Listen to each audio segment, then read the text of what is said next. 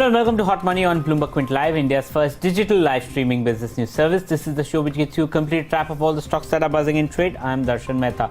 Let's welcome our expert, Samir Kalra, founder of Target Investing, Avinash Gorakshakar, Director of Research at Profitmart Securities, and Vidita Sharma, Head of Research at Narnolia Financial Advisor, join me on the show. Many thanks to all of my guests for coming in today. Today on Hot Money, we'll discuss about the FMCG rally. Will it continue despite the expensive valuations of some of the stocks? Which are the best picks in this place? We discussed one large cap and one mid cap result that surprised our analysts so far in the quarter. And lastly, we talk about Reliance Industries, which is showing strong momentum today after being under pressure for the past couple of weeks. But let's start with the first one. FMCG stocks yesterday rallied anywhere between 5 to 7%. No doubt most of the companies have already reported numbers. It was mainly on account of the DDT that impacted and aided some of these MNC companies especially. But what's the view on this sector? Is there any stock that they like? Are they finding the sector valuations expensive? We'll ask our guest. Avinash, your overall trend on the FMCG sector, do you like this sector? Are you recommending any of the stocks to any of your clients currently?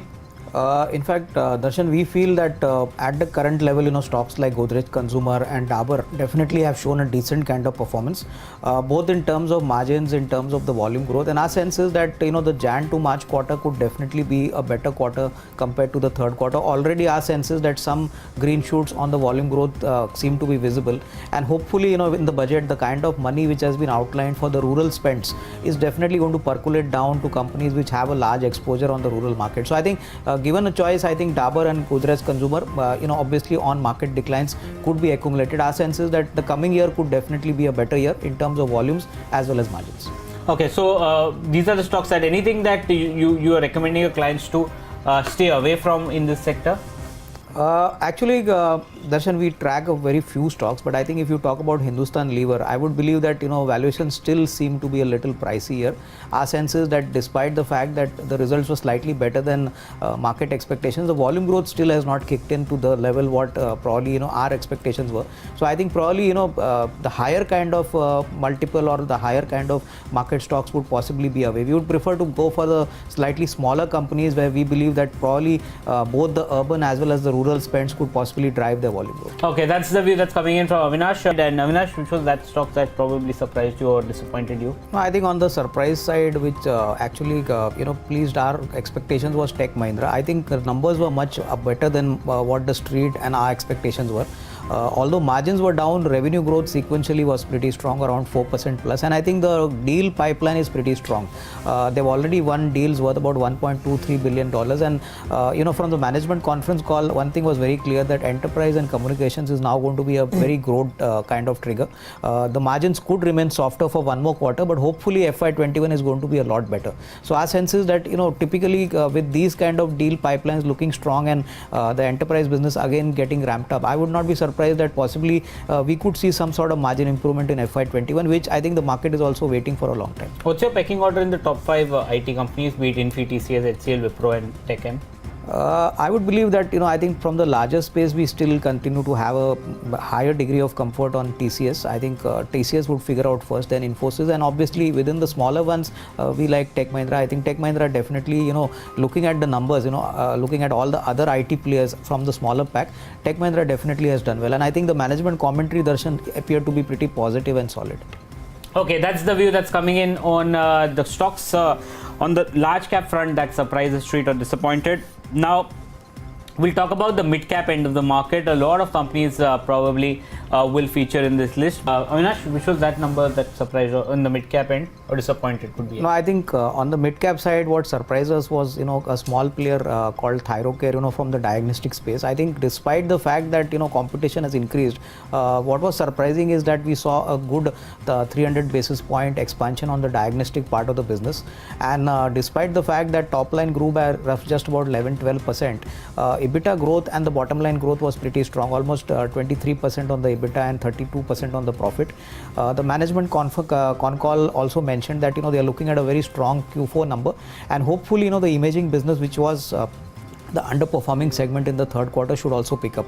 Overall, I would believe that despite the fact that they are still a small player, probably some more stronger top line growth could come in probably in the year FY21, and the new businesses which they are seeding, hopefully that should also contribute to the overall expansion to the profits. They massively underperformed Dr. Lal and Metropolis, despite being cheap in terms of valuation as compared to them.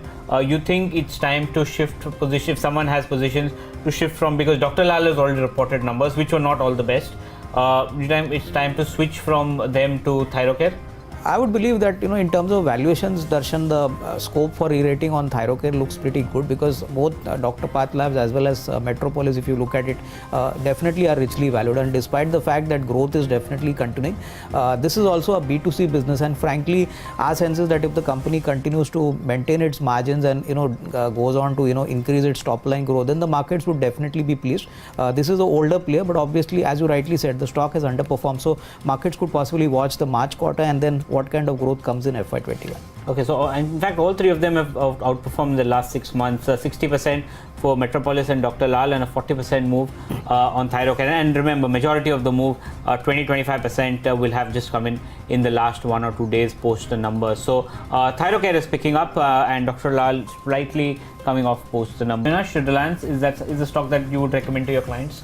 In fact, we have maintained a hold here, Darshan. I think if you look at the third quarter numbers, not very exciting, both on the oil petchem business as well as on the telecom business.